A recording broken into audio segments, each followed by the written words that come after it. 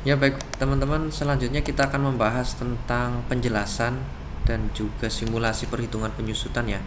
Jadi teman-teman yang masih bingung terkait dengan penyusutan, kami jelaskan bahwa sebetulnya penyusutan ini adalah hal yang memang bagian dari standar akuntansi ya, yang mana penyusutan ini kita akan hitung secara periodik ya, secara periodik ya, bisa per periodik, bisa bulanan, bisa semesteran, kemudian juga bisa tahunan.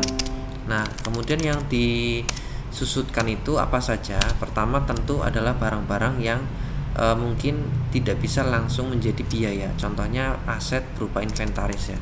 Inventaris itu kan kita masukkan sebagai barang inventaris karena dia memiliki masa pakai sama dengan atau lebih dari 2 tahun ya. Jadi kalau kurang dari itu ya kita anggap sebagai biaya. Jadi kalau misalnya barang itu berusia 5 tahun, maka 5 tahun ini menjadi pembaginya tergantung berapa nilai barang itu. Misalnya nilai barangnya itu adalah 10 juta, maka dengan usia 5 tahun maka biaya penyusutannya namanya kita sebut dengan biaya. Penyusutannya adalah pembagi antara nilai dengan masa ekonomis atau usia, yaitu udah 2 tahun ya.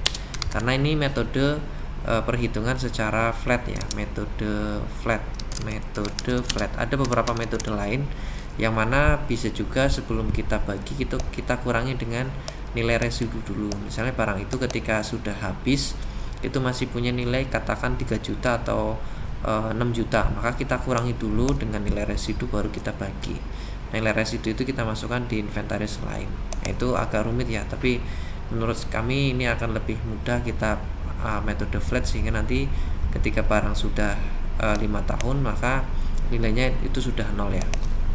Nah, nilai nol itu bukan artinya barang itu bukan artinya barang tidak ada, tetapi bahwasanya itu kita sudah menyisihkan selama 5 tahun sejumlah 2 juta. Ini bukan 2 tahun, maaf, 2 juta ya, kita sudah menyisihkan selama 5 tahun 2 juta, sehingga ketika barang itu sewaktu-waktu rusak itu kita sudah punya tabungan atau sudah punya simpanan dari biaya-biaya yang kita sisihkan setiap tahun. Nah, kalau ternyata tiap tahun nggak ada simpanan ya, kita intinya labanya yang kita hitung adalah laba bersih ya, sudah kita kurangi dengan biaya penyusutan.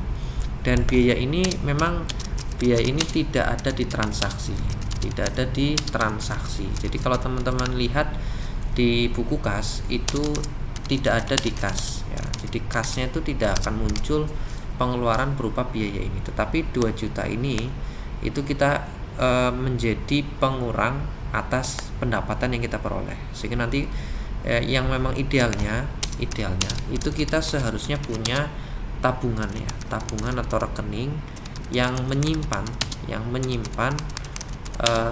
biaya penyusutan tiap tahun.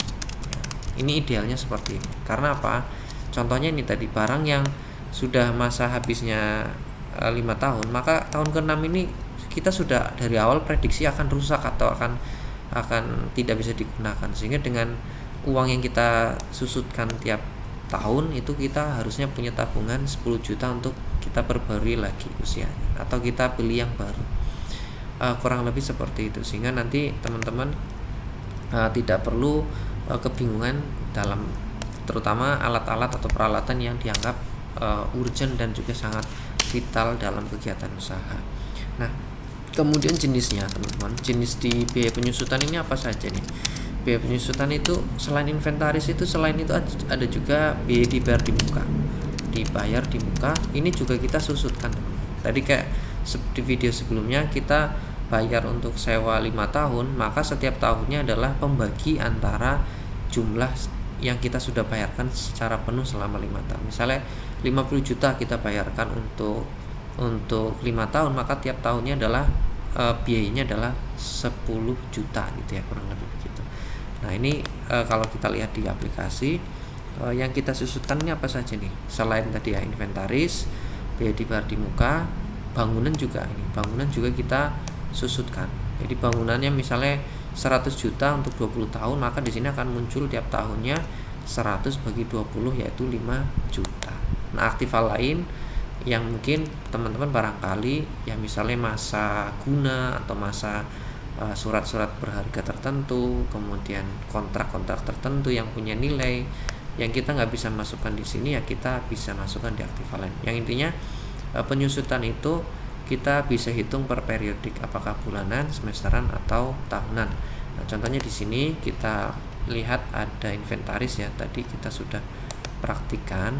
Yang kita lihat jumlah barang, kemudian nilainya, kemudian waktu ekonomis nih teman-teman bisa lihat, kemudian masa pakai nih. Ini kebetulan kita input di 2024, maka masa pakainya baru setahun, sehingga nilai barang yang tadinya 1 juta itu tinggal 900, yang tadinya 3 juta tinggal 2,4, karena sudah dikurangi tiap tahun adalah 600 ditambah 100. Dan ini 100 ditambah 600 ini kita hitung di biaya laporan keuangan ya, menjadi biaya ini 700. Ini namanya akumulasi penyusutan, totalnya adalah 4,7 ya. 4,7 ini karena ada selain 600 ada biaya yang lain. Ini penyusutannya. Nah, ini karena tahunan ya.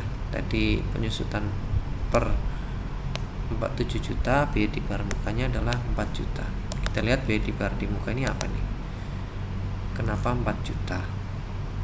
Karena kita sewa ya, sewa selama 3 tahun nilainya 12 juta, sehingga per tahunnya adalah 12 bagi 3, 4 juta ya, kurang lebih seperti itu teman-teman.